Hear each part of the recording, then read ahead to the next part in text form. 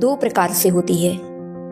एक मृत्यु वह है जो इंसान को तड़पा तड़पा करके मारती है, और दूसरी मृत्यु शांत परिणामों से हो जाती है।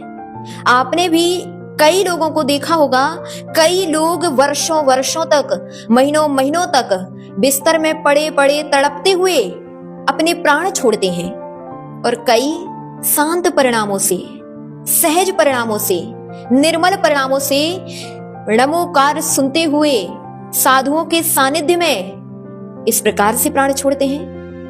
आखिर क्या कारण है कि किसी की मृत्यु तड़पते हुए होती है और किसी की मृत्यु हंसते मुस्कुराते हुए होती है?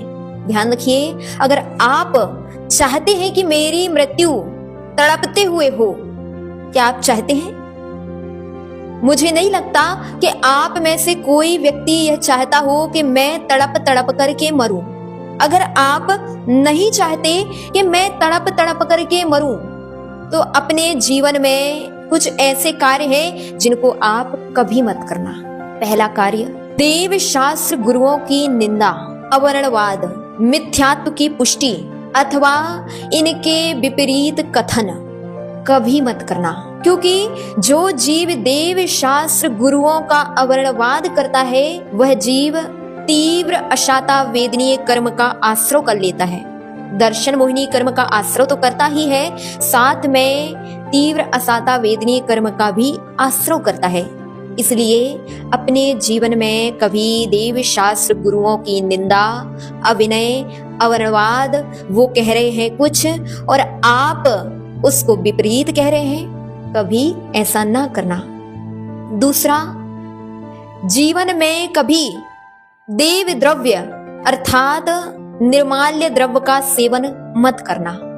आज बहुत सारे ऐसे लोग हैं जो भगवान की भक्ति में तो तल्लीन है, लेकिन उस देव द्रव्य के हरण से अछूते नहीं हैं। बड़े बड़े पदाधीश, अध्यक्ष, मंत्री, चाहे वो तीर्थ समितियों के हों, चाहे मंदिर समितियों के हों, वह भी अगर कभी 1 रुपए भी निर्माल्य का सेवन करते हैं तो वह जीव भी तीव्र अशाता वेदनीय कर्म का आश्रय करता है। तीसरा, जीवन में कभी आपने बोलियां ले ली हो, दान बोल दिया हो, तो दान दे देना। अभिमान के चलते, लोभ के चलते, लालच के चलते अगर उस द्रव्य को सेवन करते हैं, दान का पैसा बोल करके भी दान नहीं देते हैं, तो ध्यान रखिए तीव्र अशाता वेदनीय कर्म का आश्रय आपके लिए होगा और आपके लिए अंत समय में तड़प तड़प करके मरना होगा। चौथा, कभी महाव्रतियों की, अपने से बड़े गुरुजनों की हंसी हंसी में भी उपहास मत करना, उनका मजाक मत उड़ाना, उनकी बुराइयां पीठ पीछे मत करना। आज अनेक लोग ऐसे भी हैं जो ज्ञान तो बहुत है, लेकिन वास्तविकता में वह ज्ञान भी उनके लिए वैसा ही है जैसे कि गधे के ऊपर लदी हुई शक्कर।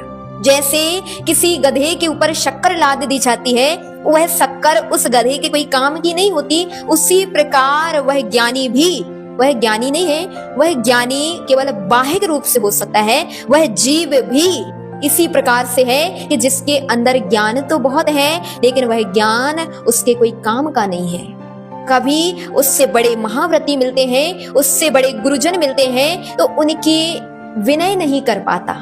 क्या काम का उसका ज्ञान, क्या काम की उसकी आंतरिक परिणति, उसने क्या विचार किया, उसने क्या चिंतन किया, उसने चिंतन, हमें नहीं लगता कि उसने कोई चिंतन किया है। और ऐसा जीव भी तीव्र अशाता वेदनीय कर्म का आश्रय करता है। जीवन में कभी दूसरे के दुख को देख करके खुश मत होना। आचार्य उमा स्वामी मुनि महाराज तत्वार्थ सूत्र ग्रंथ में लिखते हैं, दुख शोक तापा क्रंदन वध परिदेवना न्यात्म परो भय स्थानान्य शद वेद्यस्य।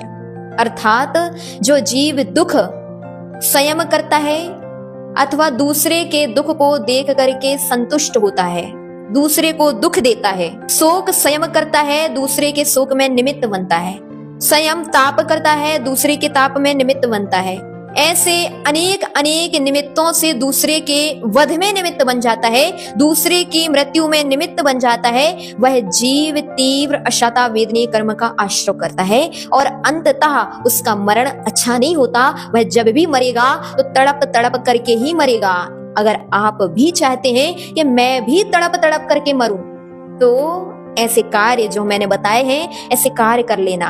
और आप चाहते हैं कि मेरी मृत्यु शांत परिणामों से, निर्मल परिणामों के साथ साधु के सानिध्य में बैठ करके अथवा लेट करके उनके मुख से नमोकार मंत्र का उच्चारण सुनते हुए मेरी मृत्यु हो, तो अपने जीवन में देव शास्त्र गुरुओं की जितनी हो सके उतनी विनय करना। दूसरा, कभी किसी की समाधि हो रही हो तो उस समाधि में नमोकार जरूर सुनाने पहुंच जाना, उन छपक राज की सेवा करने जरूर पहुंच जाना।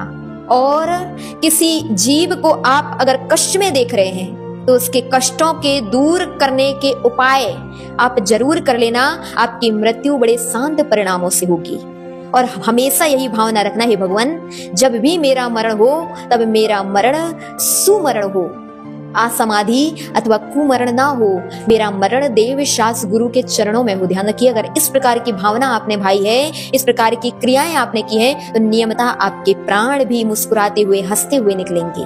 अब आपको विचार करना है कि आपको तड़प तड़प करके मरना है कि हंसते मुस्कुराते नमोकार सुनते हुए मरना है।